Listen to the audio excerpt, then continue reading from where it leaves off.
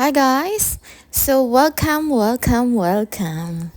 So this is the continuation of our journey here, still live at Sikihor. So we are still here at Underground River. So papunta pa lang tayo doon sa exciting part, o diba? So this is it. Pansat. So mga kaibigan, as you can see, ito po yung stairs. Sobrang solid po mga kaibigan. O diba? O, grabe kaligon. So kumari mo dere. So hindi dyan mo magmahay. Anya kung na yung mga senior citizen. Naganahan mo ari nga mo laglaag mga bata tiguang. So safety kaya lang stairs mga kaibigan. So marami siya nga atong starting point.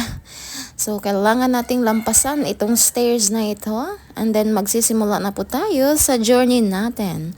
So mga kaibigan, I need to talk Tagalog because there are a lots of my followers requesting me to speak Tagalog because they don't understand my Bisaya version.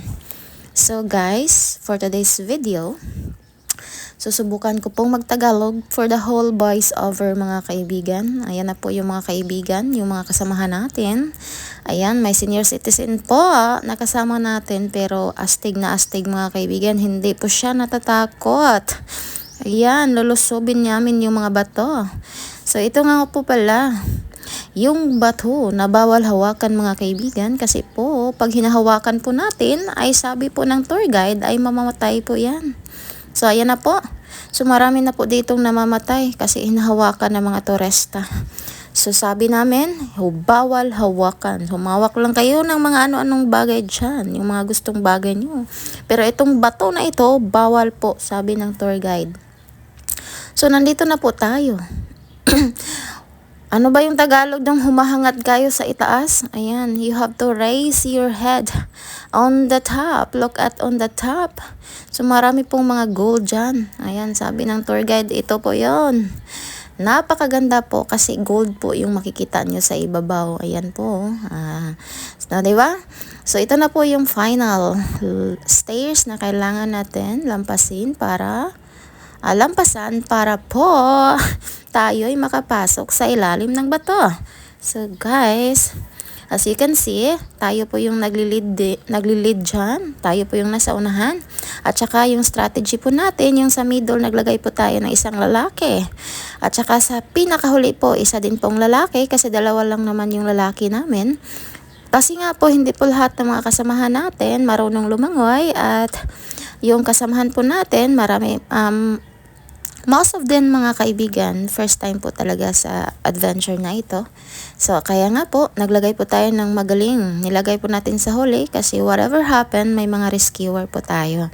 Ayan po yung strategy natin kasi pina-forecast po natin yung possible na mangyayari kasi nasa ilalim po tayo ng bato. So ito na nga po yung entrance. So this is the entrance. So yung entrada natin, napakaliit. Kayo po ba, pag nakatingin po kayo dito, talaga pong nakakatakot. Kasi paano ka giginhawa dyan? Yan pong hole na yan, dyan po kami papasok patungo sa ilalim ng mga bato. Wala pong ilaw dyan, so kaya nga po may flashlight. Kasi po madilim na madilim. At saka nag-life vest po kami kasi po ang lalim ng tubig dito. So wala pong problema pag hindi po kayo marunong lumangoy kasi may life vest naman at saka may tourist guide din naman. So yung tour guide na po namin, yung strategy niya, centipede. Ayan po. So yung pinakauna, yun po ang hindi marunong lumangoy. Yung pinakahuli, yun po ang magaling lumangoy. Kasi po, napakalalim po ng tubig at saka napakaliit po ng daan. So yun yan muna. So mayroon po tayong parte dito.